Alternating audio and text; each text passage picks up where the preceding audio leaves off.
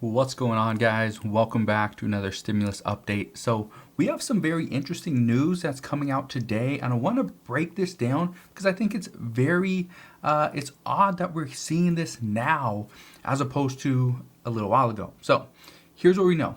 We have some news on retroactive unemployment. So if you are currently unemployed, this could possibly benefit you. We also have a little bit of news regarding the $15 per hour minimum wage. And then we also have news regarding the $3,600 expanded child tax credit that could greatly affect the stimulus package. So I want to break down all this stuff in today's video. As always, again, I just want to thank you guys for watching, and thank you guys for continuing to comment in the comment section below, because it's your guys' questions that makes me want to keep providing you with new updates on exactly what we're hearing. So you guys asked questions earlier, I think it was actually yesterday, talking about unemployment benefits, and so I want to address what we are hearing today. This is what we're going to talk about first. First, according to new reports, people who were previously denied pandemic unemployment assistance, the PUA benefits, due to risking their health. For instance, if you were scared that you would potentially contract COVID and you told your employer, I can't come into work, sorry, I just can't do it. They would then report that to the unemployment office as well, and you would not have gotten unemployment assistance. Okay? But President Biden, he did an executive order to allow anybody that potentially wanted to get rid of the risk of contracting COVID. You could just say, no, I do not feel safe to go into work. And so you would continue to get unemployment benefits, even though you stated that no, even though you're able to go to work, you do not want to because you don't feel it's safe.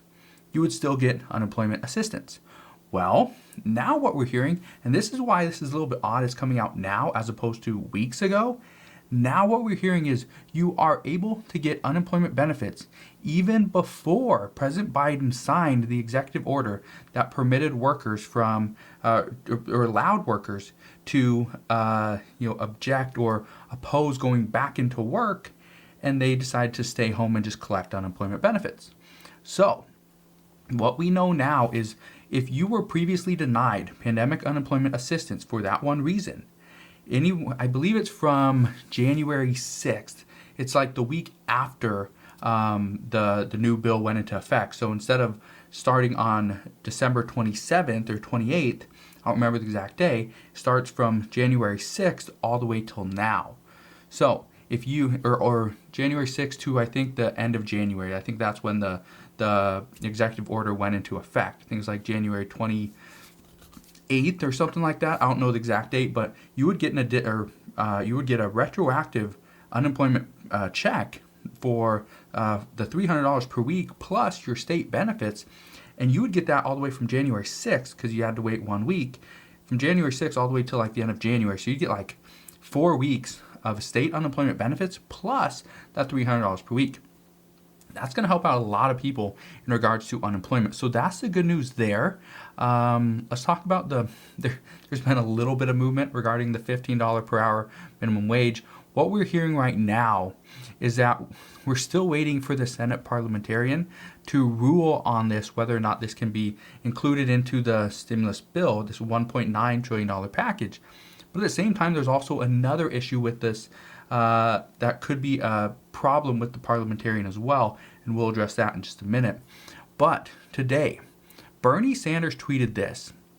And the reason why I continue to bring up what Bernie Sanders is saying is because he is the chairman of the Senate Budget Committee. So he has a lot of power and a lot of weight.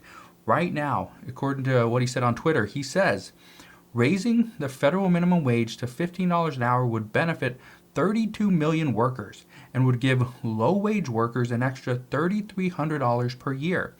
I'll say that again. Raising the minimum wage to $15 an hour would benefit 32 million workers.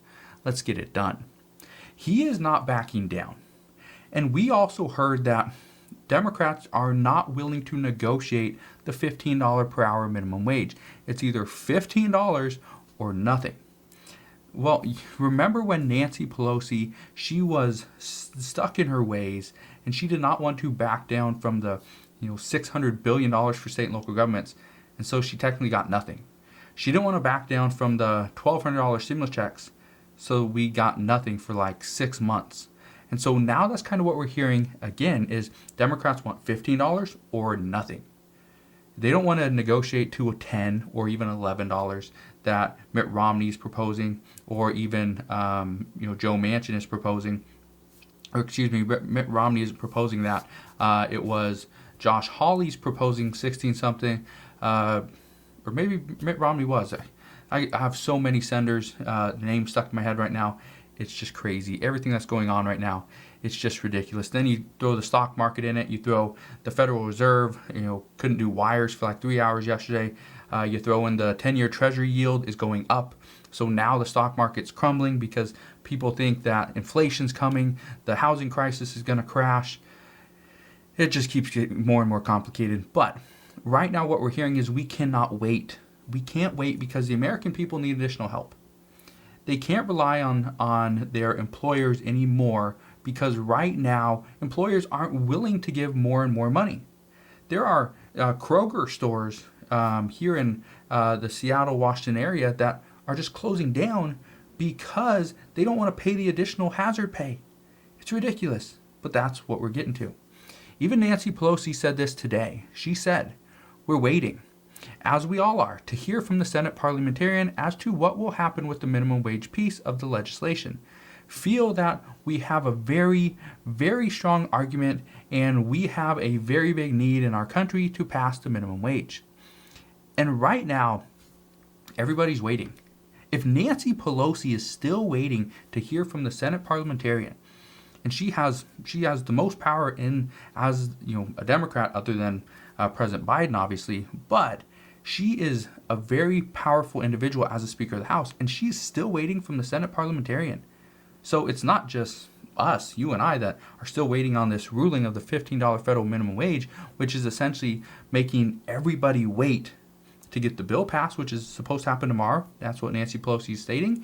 And then we're also waiting on the Senate to take up this bill next week. So right now, everybody's waiting and waiting around for just this one person to provide a rule.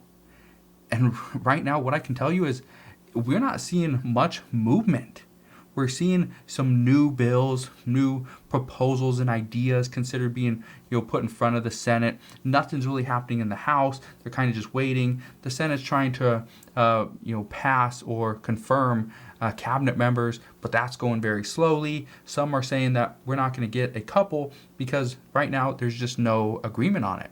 There's no bipartisan support for a lot of these, or a few of the different cabinet members that President Biden has already selected.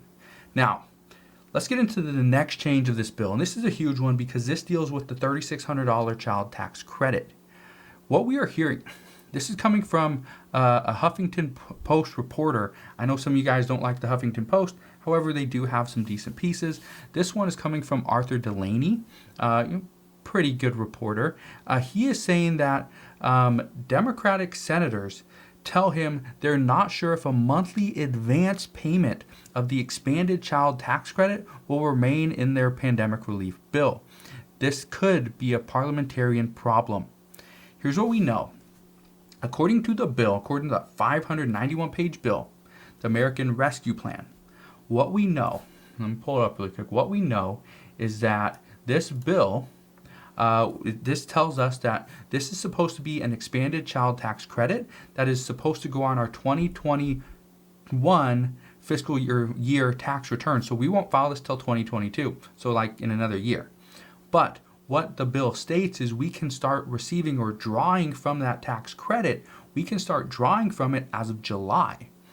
And what else we heard is that if it's a little bit complicated for the secretary to send out these payments on a monthly basis, then the secretary can simply just expand it. So instead of a monthly payment, it's either every 2 months, maybe every 3 months, or maybe every 6 months. But a new report is stating that Democratic senators are not sure that this would even be possible. So what this means is previously, if you had, let's say, 2 children, they were both, one was 7 and one was 9, right? 7 and 9 years old. You would have received a $6,000 child tax credit. It's $3,000 per child. The $3,600 is for anybody that's between 0 and 5.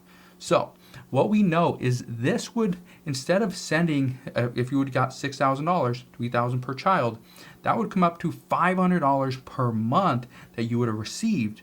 But if this is true, and this is a parliamentarian issue, because this money would have to affect the budget. It's a budget reconciliation bill. If these payments don't necessarily affect the budget, and I don't think they do, honestly don't think they do, because the money would come as a monthly payment as opposed to an end of the year tax credit. So it doesn't actually alter the payments anyway. The money still has to be paid out. So that's why I believe this could be a problem with the Senate parliamentarian, is because it doesn't necessarily affect the federal budget. It just changes the timeline. That's all it really does. So there's some issues there, as with the $15 federal minimum wage. So right now, what I can tell you is, instead of receiving that $500 per month for your 2 children, you would actually have to wait until the end of the year and get a $6,000 child tax credit, which I believe is a refundable child tax credit. So even if you don't make enough and you don't owe $6,000, you would still get some money back. So it's more of a refund just for having children. So I know a lot of you guys get somewhat upset or triggered because I talk about these child tax credits, and it's a good amount of money. $3,000 per child or $3,600 per child, that's a big amount. That's a big chunk of change. That's going to help out and impact many people. So I understand why some people are triggered by this, but that's currently what we're hearing. Also, the $1,400 stimulus checks, I just want to touch on this really quick, because there are still some that are fighting for more.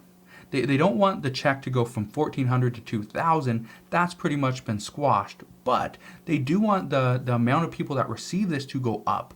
So instead of $1,400 for individuals that only make $100,000 or less, you would receive $100,000 even if you make more than that. So that's kind of what we're hearing right now.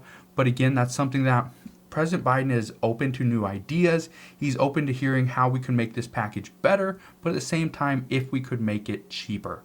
Republicans just want to make it cheaper. It doesn't matter if it's better or not. They just want to save a little bit of money. Democrats want to just pour everything into this and hope it works out.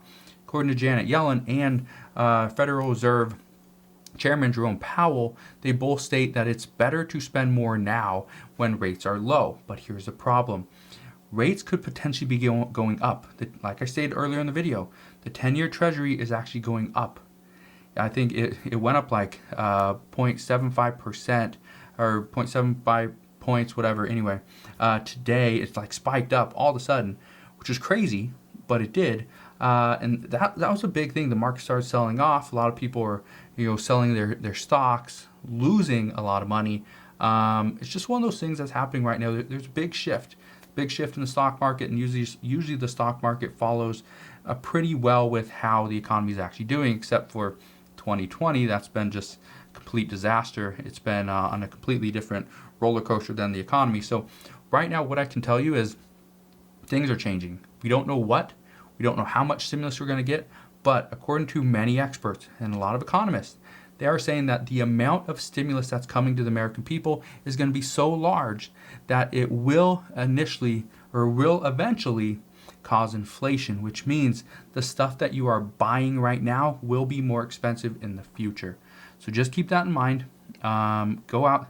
If you want to go out there and buy stuff now, it might be a good idea, because things will get more expensive according to many economists and a lot of different experts. So that's what we know right now. But if you have any questions regarding the retroactive unemployment, have any questions regarding the $15 minimum wage, the $3,600 or $3,000 child tax credit, or even the $1,400 stimulus checks, please ask your questions down in the comment section below. I'll try to get to them as quickly as possible and answer them to the best of my ability. Again, just want to thank you guys for watching. Have a wonderful rest of your day, and I'll see you guys on the next one.